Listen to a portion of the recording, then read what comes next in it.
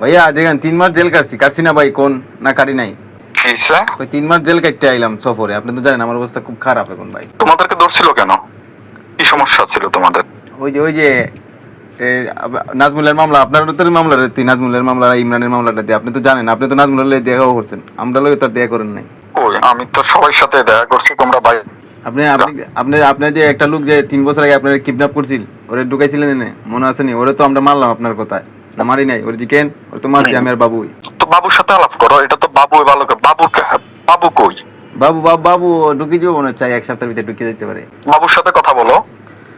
বাবুর সাথে কথা বলছি, বাবু তুই জামালা সৃষ্টি করতেছিস আফাল বাইরের লগে, তারপরে নাজমুলের লগে, সবার লগে জামালা সৃষ্টি করতেছিস, জামালা সমাধান করে আমার জানাইস। তো আমার সাথে কি তোমার কি ঝামেলা বলো?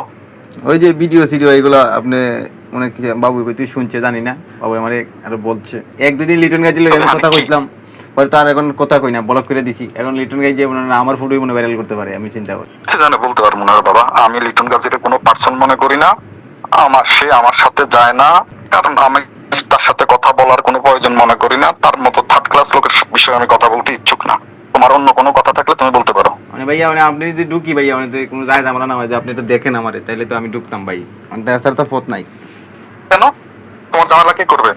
জামালা তো ভাই আমি তো দেখছি ভাই আপনার কি পাওয়ার, আপনার কি পাওয়ার আমি দেখছি না। আপনার কি পাওয়ার আমি দেখছি না ভাইয়া। এই যে 3 বছর পর আপনার লেয়ার ক্ষতি করতে তারে বইরা দিছেন আপনি। শোনো শোনো, আমি কেউর কোনো লোকের ভালো কোনো মানুষের অথবা কেউর কোনো ক্ষতি করছি এমন কথা কেউ বলতে পারবে না। এই যে সুলতানের তো কয় ডেলি, তুমি আমার সাথে কোনো অন্যায় করছো? সুলতানের কথা হইছে, সুলতানে আমারে কয় তুই লিটন গাজী লগে এক হইছস হইয়া, এখন তোরে বইরা দিব, তুই রেড তৈরি থাকিস। তাই আমি বলছি আমি সুলতানরে কইছি আচ্ছা আমি আপেল বাইল লগে কথা কইয়া যাই হোক, বড় ভাই মানুষ মানে কি করবো, মাপ চাপ চাই এটা সমাধান করে লিমু। দেখো আমি এগুলো কোনো কিছুর ভিতরে নাই, তোমার কাছে যেমনে ভালো লাগে তুমি করতে পারো। কারণ আমি দেখো বেশি কথা বলারও শক্তি নেই আমার, শারীরিকভাবে আমি অসুস্থ। কি হইছে ভাইয়া? অত অসুস্থ কি? আমি আগে থেকে একটু অসুস্থ। কি হইছে ভাইয়া এখন হঠাৎ আবার কি হইলো? মাঝানো তো 2-1 দিন মাতলেন আমার লগে খুব ভালো। হ্যালো, কই মাঝানো তো 2-1 দিন আমার লগে কথা কইলেন ভালো, এখন হঠাৎ করে এত অসুস্থ হইলেন কিভাবে? একটু শরীর ভালো না। মানে ভাইয়া মনে হয় খুব সমস্যা, শরীর ভালো না, খুব সমস্যা আছে ভাইয়া। টাকা পয়সা হালত বালত নাই ভাইয়া, কি করবো কোন?